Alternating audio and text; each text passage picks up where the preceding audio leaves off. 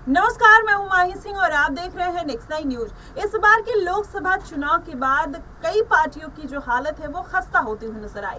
खासकर अगर बात करें मायावती की, 432 सीटों पर अपने प्रत्याशियों को उतारने के बाद मायावती एक भी सीट नहीं निकाल पाती। उसके बाद आकाश आनंद को नेशनल कोऑर्डिनेटर पद से हटाया जाता है, फिर वापस लाया जाता है और उनको इनमेच्योर मायावती घोषित करते हुए नजर आती है। जिसके बाद अब आकाश आनंद भी कहीं ना कहीं डर डर कर अपने बयान देते हुए नजर आ रहे हैं। लेकिन एक बार फिर से आकाश आनंद का भारतीय जनता पार्टी को लेकर एक बयान बेहद वायरल हो रहा है और जिसमें वो खुलकर भारतीय जनता पार्टी को कोसते हुए नजर आ रहे हैं और उनको खरी खरी सुनाते हुए नजर आ रहे हैं। आपको बता दें पूरा मामला क्या है।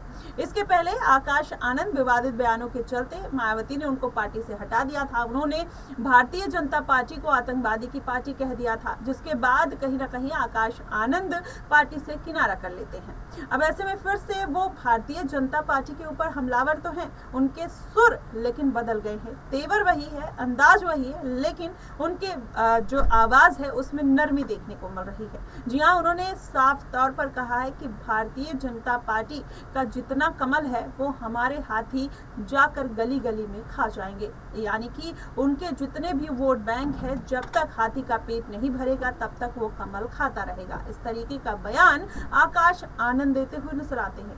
पहले आप उनकी ये वीडियो देखिएगा जरा, क्या कुछ कहते हुए नजर आते हैं और किस अंदाज में भारतीय जनता पार्टी को निशाने पर लेते हैं। देखिएगा ये वीडियो। का पूरा जवाब देता हूँ। उन्होंने बोला हाथी का पेट बहुत बड़ा है, भरेगा नहीं। मैं उनसे कहना चाहता हूँ, आप लोग जरूर कहिएगा समाज गांव गांव में जाके गली गली में कि हाथी का पेट बहुत बड़ा है, नहीं भरेगा।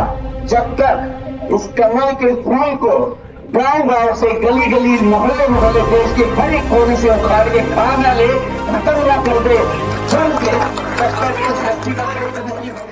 तो देखा आपने किस तरीके से आकाश आनंद ने एक बार फिर से भारतीय जनता पार्टी पर हमला किया है। वहीं देखा जाए तो हरियाणा में आकाश आनंद जिस तरीके से अपनी चुनावी तार ठोकते हुए नजर आ रहे हैं, लगातार राजनीति में सक्रिय भी हैं, जनसभा को संबोधित भी कर रहे हैं। वहीं मायावती की भी एक्टिवनेस देखने को मिल रही है। उससे ये माना जा रहा है कि अब पूरा जोर कहीं ना कहीं बीएसपी पार्टी लगाते हुए नजर आ रही है। वहीं अब जो 10 सीटों पर जो उत्तर प्रदेश में उपचुनाव होने वाले हैं, मायावती ने कुछ सीटों पर अपने प्रत्याशी घोषित कर दिए हैं, जिसमें फूलपुर मझवा की सीट है और कटहरी की सीट है। वहां पर अब अपने प्रत्याशियों को बदलने की फिराक में मायावती नजर आ रही हैं। क्या उनका ये जो मूव है क्या कितना काम आएगा?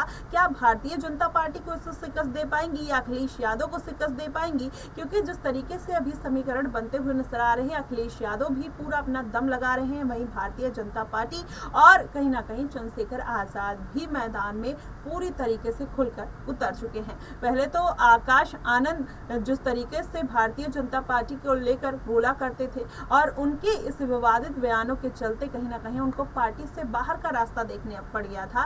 क्या इस बार इन्होंने जो बयान दिया है इसकी प्रतिक्रिया भारतीय जनता पार्टी के नर्म लफ्जों में देखने को मिलेगी या फिर सख्त कार्रवाई आकाश आनंद के ऊपर होती हुई नजर आएगी? हालांकि अभी तो उन्होंने ऐसा कोई विवादित बयान नहीं दिया है, लेकिन जिस तरीके से उन्होंने हाथी और कमल का जिक्र किया है उससे भारतीय जनता पार्टी की तिलमिलाहट जरूर बढ़ जाएगी। क्या वो मायावती को रास आएगा या नहीं आएगा, ये देखना बेहद दिलचस्प होगा। और आकाश आनंद का अब आने वाला राजनीतिक कैरियर और राजनीतिक दिन और इस बार के राजनीतिक उपचुनाव के रिजल्ट क्या रहने वाले हैं, कहीं ना कहीं ये देखना बेहद दिलचस्प होगा। फिलहाल इन सभी मुद्दों को लेकर और आकाश आनंद के बयान को लेकर आपका क्या कुछ कहना है, आप हमें कमेंट बॉक्स में जरूर बताइएगा। फिलहाल के लिए बस इतना ही। देश और दुनिया की तमाम खबरों के लिए हमारे साथ बने रहिएगा नेक्स्ट 9 न्यूज पर।